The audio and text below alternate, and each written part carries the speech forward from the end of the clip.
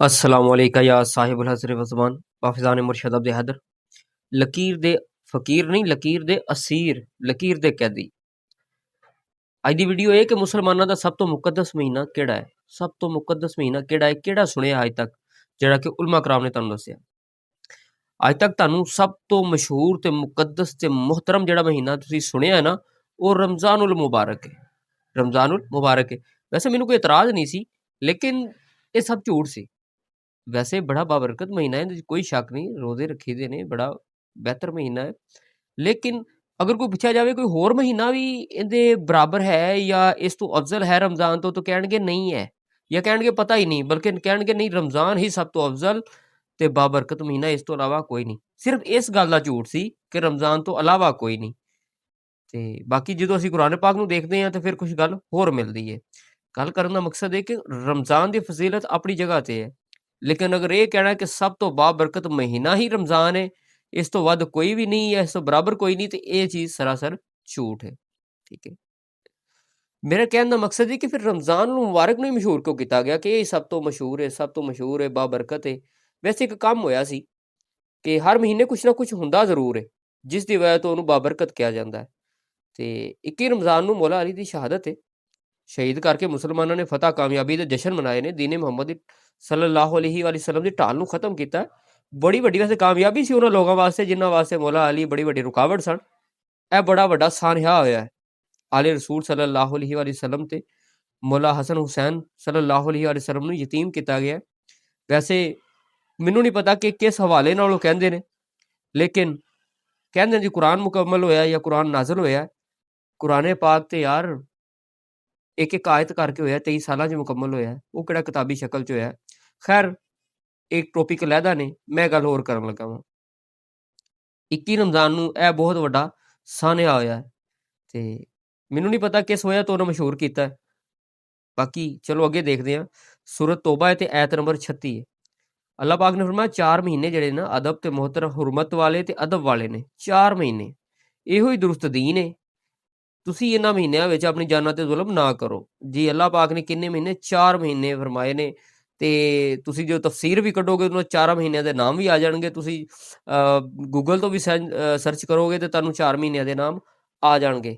ਬਾਕੀ ਇਸ ਤੋਂ ਅੱਗੇ ਕੀ ਗੱਲ ਹੈ ਉਹ ਬਾਅਦ ਦੀ ਗੱਲ ਹੈ, ਲੇਕਿਨ ਜਿਹੜੇ ਮਸ਼ਹੂਰ ਚੀਜ਼ਾਂ ਨੇ ਉਹ ਤੁਹਾਡੇ ਸਾਹਮਣੇ ਆ ਜਾਣਗੀਆਂ। ਠੀਕ ਹੈ, ਉਹਨਾਂ ਵਿੱਚ ਇੱਕ ਜ਼ਿਲਕਦ ਦਾ ਮਹੀਨਾ ਹੈ, ਦੂਸਰਾ ਜ਼ਿਲਹਜ ਦਾ ਮਹੀਨਾ ਹੈ, ਤੀਸਰਾ ਮੁਹਰਮ ਦਾ ਮਹੀਨਾ ਹੈ ਤੇ ਚੌਥਾ ਰਜਬ ਦਾ ਮਹੀਨਾ ਹੈ।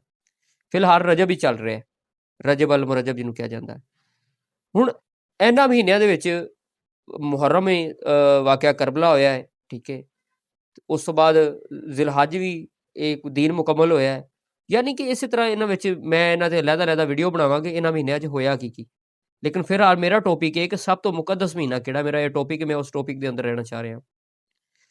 ਇਹ ਉਹ ਮਹੀਨੇ ਨੇ ਜਿਹੜੇ ਮੁਕੱਦਸ ਤੇ ਮੁਹਤਰਮ ਨੇ। ਇਹਨਾਂ ਵਿੱਚ ਰਮਜ਼ਾਨ ਮੁਬਾਰਕ ਦਾ ਨਾਮ ਹੀ ਨਹੀਂ ਹੈ। ਮਾਜ਼ਰਤ ਨਾ ਫਿਰ ਨਾ ਕਹਿਣਾ ਕਿ ਯਾਰ ਤੂੰ ਤੋਹੀਨ ਕਰ ਰਿਹਾ ਰਮਜ਼ਾਨ ਦੀ। ਮੈਂ ਤੋਹੀਨ ਨਹੀਂ ਕਰ ਰਿਹਾ। ਅੱਲਾਹ ਪਾਕ ਨੇ ਜਿਹੜੇ 4 ਮਹੀਨੇ ਫਰਮਾਏ ਨੇ ਨਾ, ਉਹਦੇ ਵਿੱਚ ਰਮਜ਼ਾਨ ਮੁਬਾਰਕ ਦਾ ਨਾਮ ਹੀ ਨਹੀਂ ਹੈ।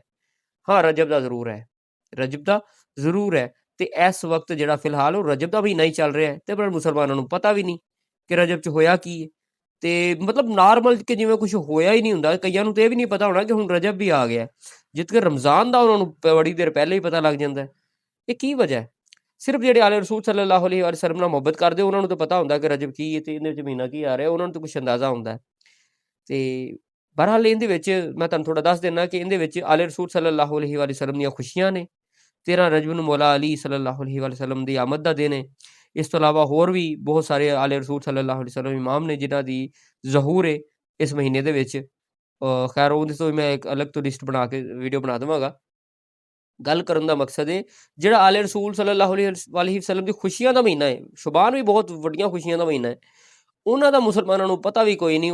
ਉਹਨਾਂ ਦਿਨਾਂ 'ਚ ਤਾਂ ਮੁਸਲਮਾਨਾਂ ਦੇ ਘਰਾਂ 'ਚ ਜਿਵੇਂ ਸੋਗ ਹੁੰਦਾ। ਯਾਨੀ ਕਿ ਜਿਹੜਾ ਅੱਲਾਹ ਪਾਕ ਜਿਹੜੇ ਮਹੀਨਿਆਂ ਨੂੰ ਅਫਜ਼ਲ ਤੇ ਮੁਹਤਰਮ ਤੇ ਮੁਕੱਦਸ ਕਰਾਰ ਦੇ ਰਿਹਾ ਹੈ, ਉਹਨਾਂ ਮਹੀਨੇ ਦਾ ਪਤਾ ਹੀ ਕੋਈ ਨਹੀਂ। ਖਾਸ ਤੌਰ ਤੇ ਰਜਬ, ਖਾਸ ਤੌਰ ਤੇ ਰਜਬ। ਹਾਂ, ਜ਼ਿਲਹਜ ਦਾ ਪਤਾ ਲੱਗਦਾ ਇਹਨਾਂ ਨੂੰ, ਜ਼ਿਲਕਦ ਦਾ ਤੇ ਜ਼ਿਲਹਜ ਦਾ ਪਤਾ ਲੱਗਦਾ ਕਿਉਂਕਿ ਇਹਨਾਂ ਨੇ ਈਦ ਦਾ ਤਲਕ ਹੈ। ਤੇ ਮੁਹਰਮ ਦਾ ਵੀ ਪਤਾ ਲੱਗਦਾ ਹੈ ਕਿ ਉਹਦੇ ਵਿੱਚ ਉਹ ਵੀ ਆਲੇ ਰਸੂਲ ਦੇ ਉੱਤੇ ਜ਼ੁਲਮ ਵੀ ਬਹੁਤ ਜ਼ਿਆਦਾ ਹੋਏ ਨੇ। ਲੇਕਿਨ ਰਜਬ ਜਿਹੜਾ ਹੈ ਨਾ, ਇਹ ਤੇ ਖਾਸ ਫਿਰ ਆਲੇ ਰਸੂਲ ਸੱਲੱਲਾਹੁ ਅਲੈहि ਵਸੱਲਮ ਦੀ ਖੁਸ਼ੀਆਂ ਦਾ ਦਿਨ ਹੈ ਜਾਂ ਮਹੀਨਾ ਹੈ। ਤੇ ਇਹਦਾ ਨਹੀਂ ਕਿਸੇ ਨੂੰ ਪਤਾ ਲੱਗਦਾ। ਜਿਹੜੇ ਕਹਿੰਦੇ ਨਾ ਅਸੀਂ ਵੀ ਮੰਨਦੇ ਹਾਂ ਆਲੇ ਰਸੂਲ ਨੂੰ, ਅਸੀਂ ਵੀ ਮੰਨਦੇ ਹਾਂ, ਤੇ ਫਿਰ ਮੈਂ ਕੀ ਕਹਾਂ ਹੁਣ। ਮੈਂ ਟਿਕਟੋਕ ਜਿਹੜਾ ਨਾ ਵੀਡੀਓ ਬੈਨ ਕਰ ਦਿੰਦਾ ਮੇਰੀ ਉਹੋ ਜਿਹੀਆਂ ਗੱਲਾਂ ਤੇ। ਕੀ ਤੁਸੀਂ ਮੰਨਦੇ ਹੋ? ਤੁਹਾਨੂੰ ਤੇ ਵੀ ਨਹੀਂ ਪਤਾ ਰਜਬ ਕੀ ਹੈ, ਉਹਦੇ ਵਿੱਚ ਆਉਣ ਵਾਲਾ ਕੌਣ ਹੈ, ਇਹਨਾਂ 'ਚ ਹੋਇਆ ਕੀ ਹੈ। ਬਸ ਤੁਸੀਂ ਲਕੀਰ ਦੇ ਅਸੀਰ ਹੋ। ਤੇ ਇਹ ਸਜ਼ਾਵਾਂ ਨੇ ਤੁਹਾਨੂੰ ਆਲੇ ਰਸੂਲ ਸੱਲੱਲਾਹੁ ਅਲੈਹਿ ਵਸੱਲਮ ਦੇ ਨਾਲ ਗੱਦਾਰੀ ਦੀਆਂ, ਕਿ ਅੱਜ ਜਿਨ੍ਹਾਂ ਨੂੰ ਤੁਸੀਂ ਕਾਫਰ ਆਉਂਦੇ ਹੋ, ਗੈਰ ਮੁਸਲਿਮ ਕਹਿੰਦੇ ਹੋ, ਤੁਸੀਂ ਉਹਨਾਂ ਦੇ ਕੁੱਤੇ ਨਵਾਉਣ 'ਤੇ ਵੀ ਫਖਰ ਮਹਿਸੂਸ ਕਰਦੇ ਹੋ ਜੀ। ਤੁਸੀਂ ਉਹਨਾਂ ਦੇ ਕੁੱਤੇ ਨਵਾਉਣ ਦੇ ਉੱਤੇ ਵੀ, ਕਿ ਤੁਹਾਨੂੰ ਉੱਧਰ ਦਾ ਵੀਜ਼ਾ ਮਿਲ ਜਾਏ, ਚਾਹੇ ਕੁੱਤੇ ਵੀ ਨਵਾਉਣੇ ਪੈਣ ਉਹਨਾਂ ਦੇ। ਤੇ ਉਹਨਾਂ ਨੂੰ ਇਹ ਉਹਨਾਂ ਦੇ ਕਰਮ ਪਤਾ ਕਿਉਂ ਆ? ਉਹ ਆਲੇ ਰਸੂਲ ਸੱਲੱਲਾਹੁ ਅਲੈਹਿ ਵਸੱਲਮ ਦੇ ਗੱਦਾਰ ਨਹੀਂ ਹੈ। ਕਮ ਸੇ ਕਮ ਹੁਸੈਨ ਬਾਦਸ਼ਾਹ ਨਾਲ ਮੁਹੱਬਤ ਕਰਦੇ ਨੇ, ਤੇ ਉਸਦੇ ਮੁਕਾਬਲੇ ਆਉਣ ਵਾਲੇ ਨਾਲ ਨਫ਼ਰਤ ਕਰਦੇ ਨੇ। ਉਹ ਇੰਨੇ ਕੁ ਤੇ ਹੈ ਨੇ। ਬਾਕੀ ਇਹ ਸਜ਼ਾਵਾਂ ਨੇ। ਬਾਕੀ ਤਮਾਮ ਮੋਮਨਾਂ ਨੂੰ ਰਜਬ ਦੀ ਆਮਦ ਬਹੁਤ ਬਹੁਤ ਮੁਬਾਰਕ। ਮੌਲਾ ਅਲੀ ਬਾਦਸ਼ਾਹ ਤੇ ਆਲੇ ਰਸੂਲ ਸੱਲੱਲਾਹੁ ਅਲੈਹਿ ਵਸੱਲਮ ਦੀ ਆਮਦ ਬਹੁਤ ਬਹੁਤ ਮੁਬਾਰਕ। ਤੇ ਬਾਕੀ ਜਿਹੜੇ ਸੜਦੇ ਨੇ ਉਹ ਸੜਨ। ਤੇ ਅਗਲੀ ਗੱਲ ਪੰਜਾਬੀ ਦੀ ਤੁਹਾਨੂੰ ਪਤਾ। ਬਾਕੀ ਹੁੱਬੇ ਅਲੀ ਰਹਿਮਤੁल्ला, ਬੁਗਜ਼ੇ ਅਲੀ ਲਾਨਤੁल्ला ਬੇਸ਼ੁਮਾਰ।